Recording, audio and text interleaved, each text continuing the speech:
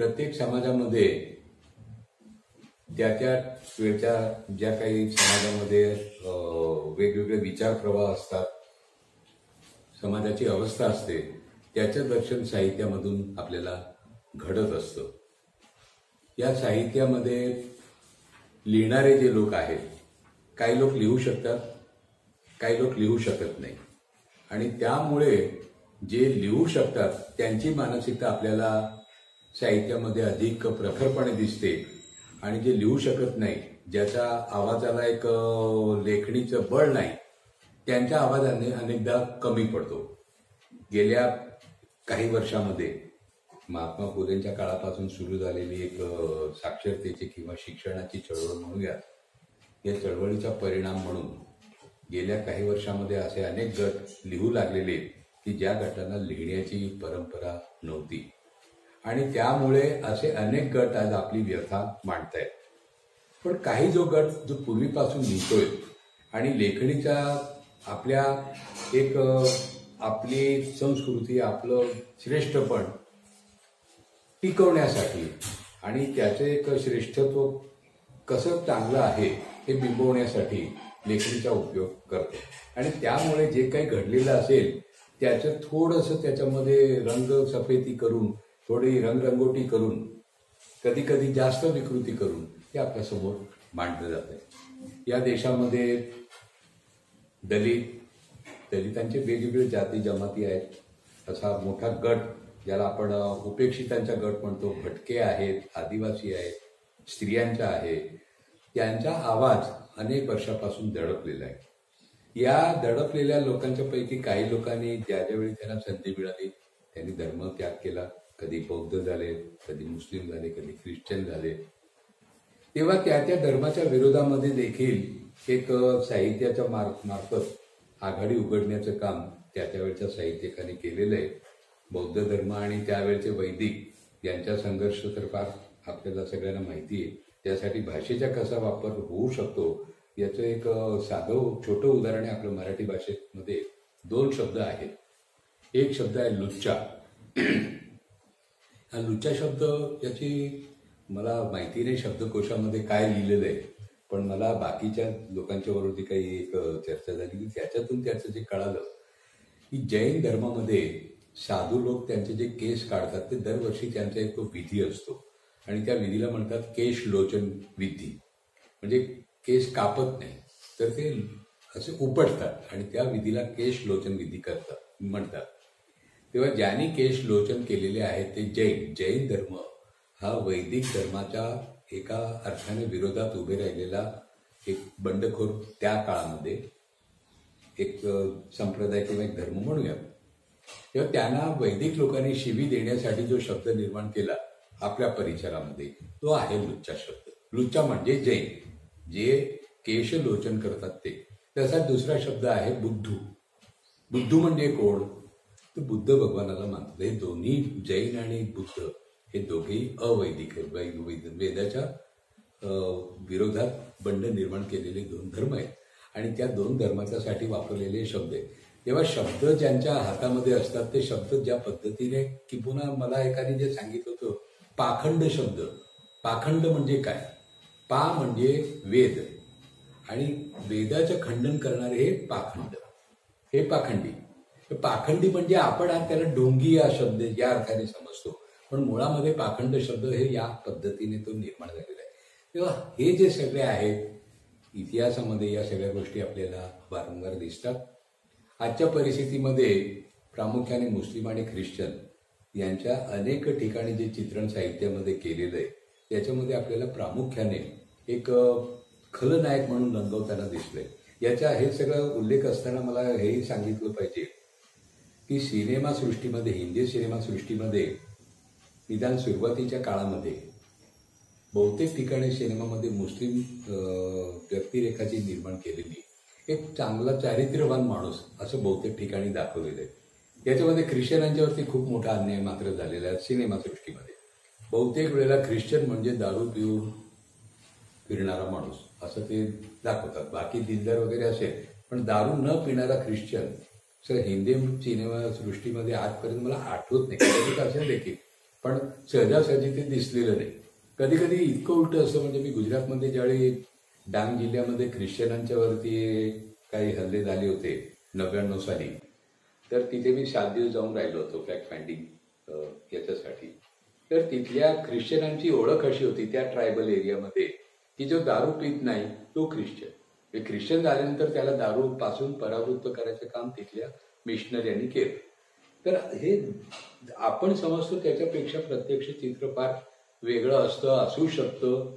पण साहित्यामध्ये चित्र निर्माण जे केलेलं आहे, आणि आपल्या इथे विशेषतः मराठी साहित्यामध्ये काही गोष्टी वारंवार घडलेल्या आणि त्याच्यामध्ये मुस्लिमांच्या व्यक्तिरेखा या अतिशय बटबटीतपणे खलनायक म्हणून रंगवलेले आहेत. त्याच्यामध्ये लेखकांचं नाव घ्यायची गरज नाही, अनेक प्रतिथयश लेखक आहेत.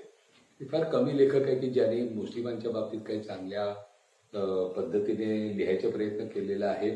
त्याच्यामध्ये मला भारत सासणे एक आठवत आहे की जे त्यांनी काही चांगलं चित्रण केलेलं आहे.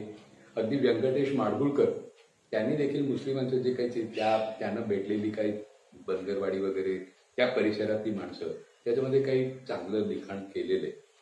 तर हे जे सगळे साहित्याचा जो भाग आहे, साहित्याचा उपयोग, साहित्याचा वापर, आपलं एक ज्याला म्हणूयात की एक हलकं राजकारण, द्वेषावर आधारित राजकारण साध्य करण्यासाठी त्याचा उपयोग केला जातो. आणि एक काळ आपल्या इथे या आपल्या देशामध्ये फार मोठा होऊन गेला की ज्याच्यामध्ये सगळ्यांना सामावून घेणार, म्हणजे गांधींच्या विचाराचा प्रभाव असलेला एक काळ होता की ज्याचं साहित्यामध्ये काही प्रतिबिंब दिसतंय, पण मराठीमध्ये ते फार कमी. म्हणजे दुसऱ्या भाषेमध्ये, हिंदी भाषेमध्ये, गुजराती भाषेमध्ये, गुजराती भाषेचा माझा अभ्यास आहे कारण माझी मातृभाषा गुजराती, माझं शिक्षण गुजराती भाषेत झालेलं आहे. तेव्हा मला गुजराती असे अनेक लेखक माहिती की जे गांधी विचारांच्या एका अर्थाने प्रचारच करत होते असंही म्हणायला हरकत नाही. मराठीमध्ये कमी, म्हणजे खांडेकर सारखे काही मुठभर सोडले तर बाकी गांधी द्वेष हा मराठी साहित्यामधला एक अनेक वर्ष तो पाया राहिलेला आहे. आणि गांधींची कधीतरी टीका करायची किंवा चेष्टा करायची, तर हे आपल्या साहित्यामध्ये घडले. तर गांधींची चेष्टा आणि गांधींची टीका ही गांधींच्या पुरती मर्यादित राहत नाही. त्याचा अंतिम बिंदू हा मुस्लिम आणि ख्रिश्चनांचा द्वेष हाच असतो. फक्त आपला मुद्दा आहे की गांधींची हत्या आणि गांधीचा विरोध करणारे जे आहेत त्यांचं इथे जे काही मानसिकता आहे त्यांची ती मुस्लिम आणि ख्रिश्चन आणि दलित या तिन्ही गटाच्या विरोधातली आहे. आणि साहित्यामध्ये त्याचं दर्शन आपल्याला वेगवेगळ्या रूपाने घडत असतं. म्हणून हा थोडासा विस्ताराने घेतलेला मुद्दा आहे.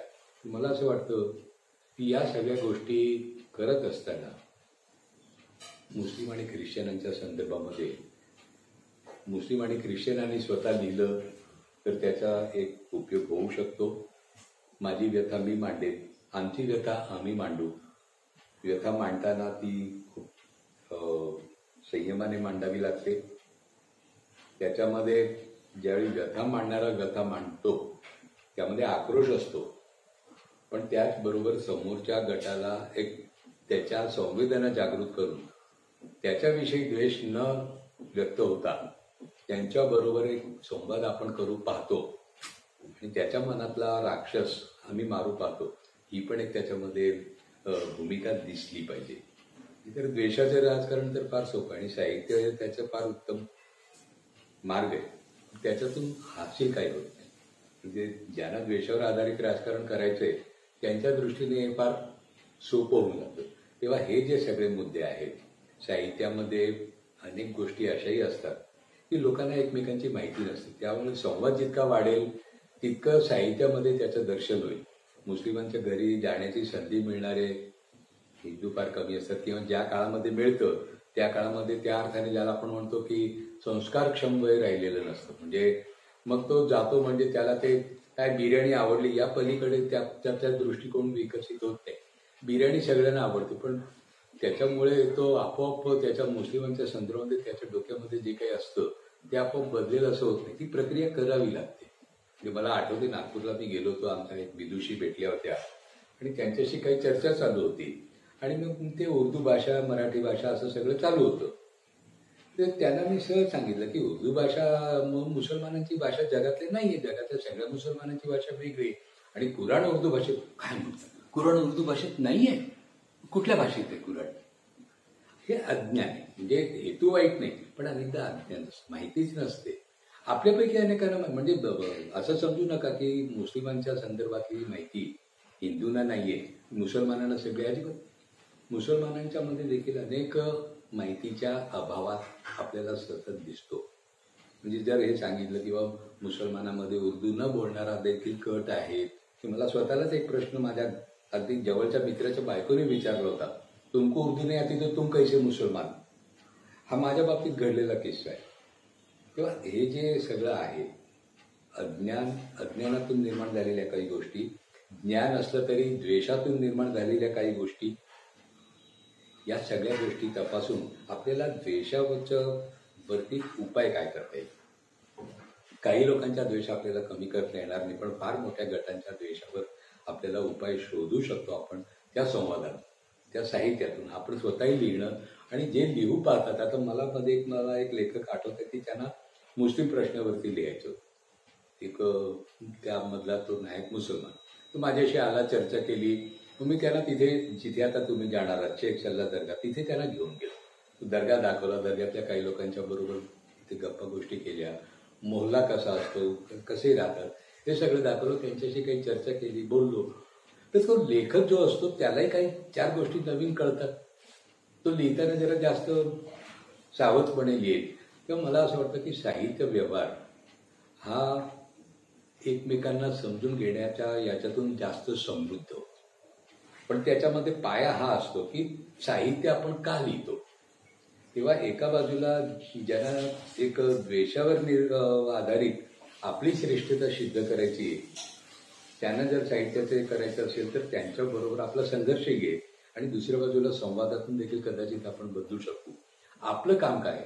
तर आपण जर ज्यावेळी साहित्य निर्माण करू त्यावेळी आपण अर्थातच लोकांना जोडणारं आणि जे जे काही द्वेषाच्या आधारित वाचन ज्यांनी केलं असेल, ज्यांनी लिहिलेलं आहे, त्याच्या निदान त्यांची मानसिकता निश्चित बदलेल की हे जरी लिहिलं असतं तरी असं नाही. तर एवढं काम जरी आपण केलं तर ते फार मोठं होईल.